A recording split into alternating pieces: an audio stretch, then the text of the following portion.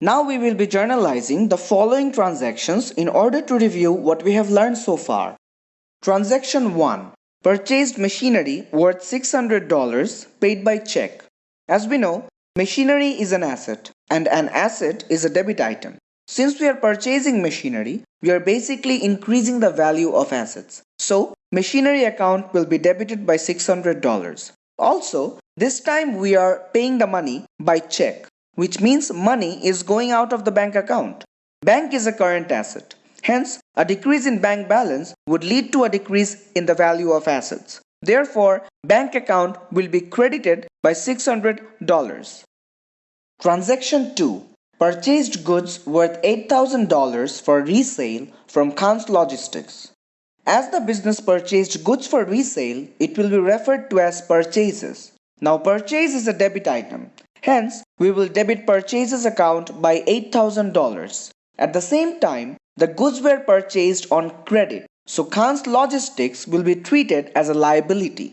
Therefore, Khans Logistics account will be credited by $8,000. Transaction 3. Paid $720 for electricity expenses by cash.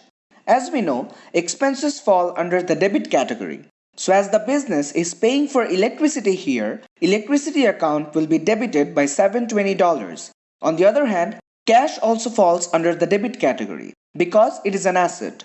But we will credit cash account by $720 in this transaction because cash is being paid out and the value of total asset is decreasing. Transaction 4. Sold goods for $1,500 and received the payment by check. As the business has made a sale here, it must record revenue.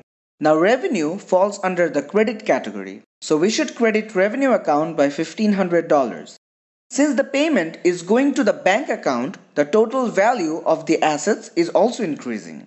So bank account will be debited by $1,500. Transaction 5. Returned faulty goods worth $350 to Khans Logistics.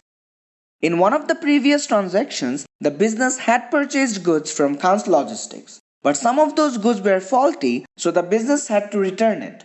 This is known as purchase returns. Since purchase itself is a debit item, it is evident for purchase returns to fall under the credit category. Therefore, we will credit purchase returns account by $350. On the other hand, Khans Logistics is our liability.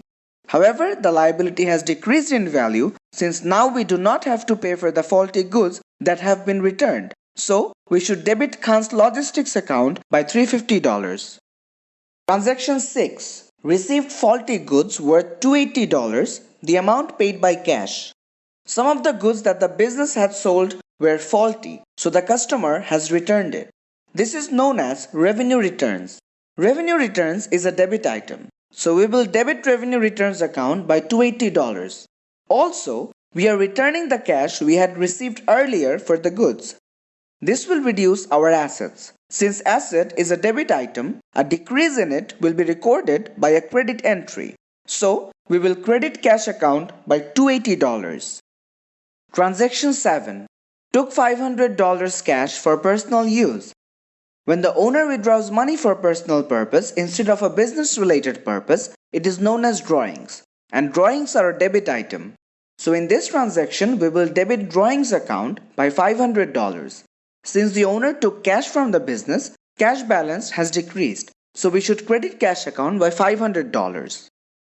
And we are done with our very first accounting lecture. In this lecture, we have learned the following points.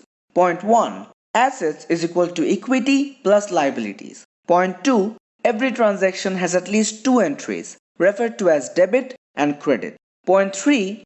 Increase in a debit item must be recorded by a debit entry, and decrease in a debit item must be recorded by a credit entry. Similarly, increase in a credit item must be recorded by a credit entry, and decrease in a credit item must be recorded by a debit entry.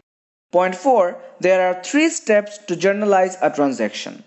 First, point out the key items from the transactions. Second, identify which item is increasing or decreasing.